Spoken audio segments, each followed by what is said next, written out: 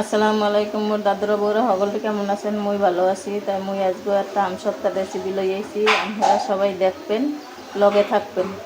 এই যে আমগুলো কাটিয়ে ছোটো ছোটো করে লইয়ে লইছি। এখন এগুলো পানি দিয়ে সেদ্ধ করে লব। কড়াইতে ডাইলে দিলাম, এখন দিলাম একটু পানি। অনেকটা কড়াইতে ডাকিয়ে দিব, ডাকিয়ে সেদ্ধ করব।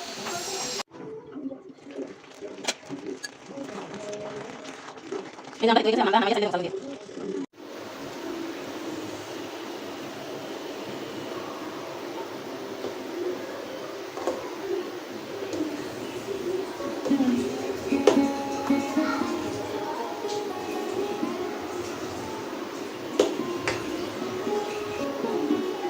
এই যে মোর আমরা সেদ্ধ করার পর চাইলে লইছি, চাইলে সব হালাই দিছি সোবা।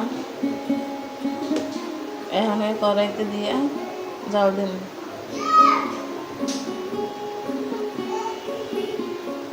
এই যে কড়াইতে ঢেলে দিলাম।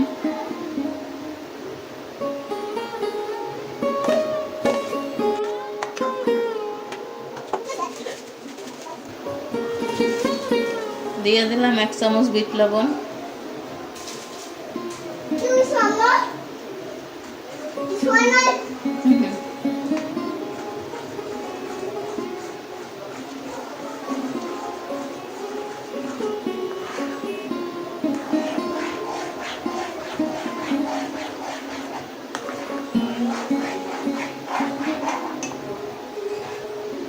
দিয়ে দিলাম একটু শুকনো মরিচের গুঁড়ি,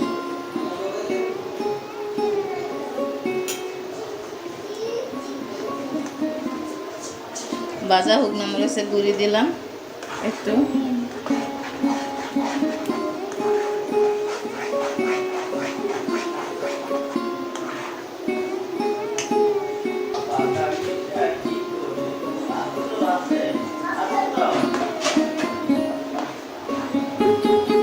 এখন দিয়ে দিব চিনি।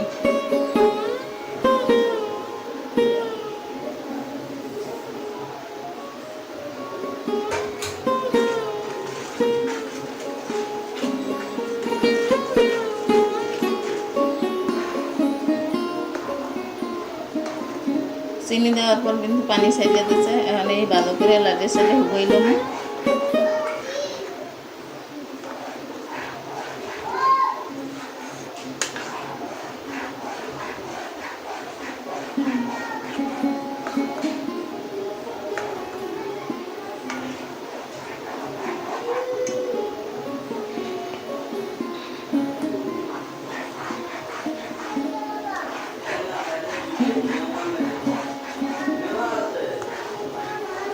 এখন খারাই থাকে লাগতে হইব, না নিচে লাগিয়ে যাইবে।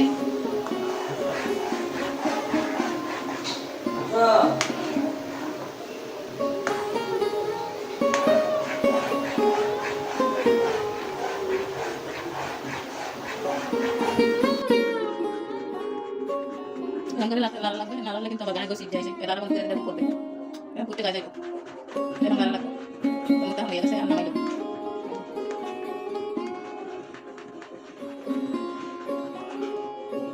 দেখো গুঁড়ো করা আছে, মরিচ কম দিয়ে কোনো মশলা ছাড়া এবং মাংস তো বানাবেন গুঁড়ো করা ভালো থাকবে।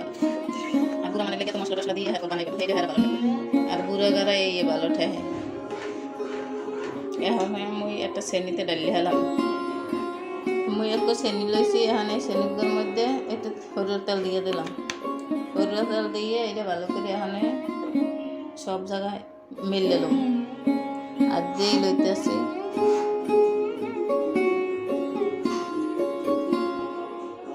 আমার চেনির মধ্যে তেল লাগানো হয়ে গেছে। এখানে আমি সবটা ঢেলে দেব।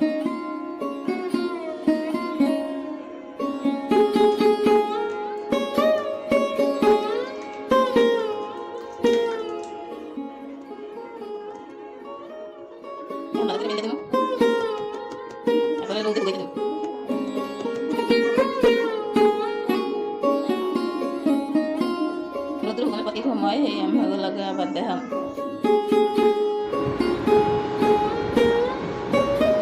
এই যে আম সত্তাটা শুকিয়ে গেছে। এখন এটা পিস পিস করে কাটিয়ে নেব। মুই কিন্তু ওই যে রৌদেও হুগাইছি, চুলার নিচে দিয়েও হুগাইছি। আপনারা রৌদেও হুগাইতে পারেন, চুলার নিচে দিয়ে হুগাইতে পারেন। এখন এটা কাটতে লম। এই যে কেসি লইলাম,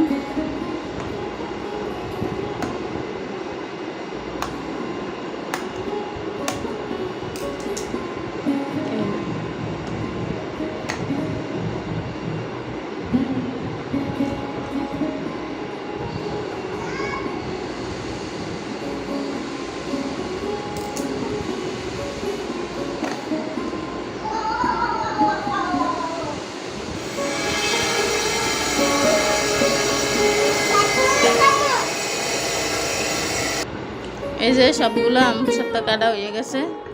এরকম করে রাখতারেন। গুঁড়ো করা থাকলে গুঁড়ো করে খালি খাইবে।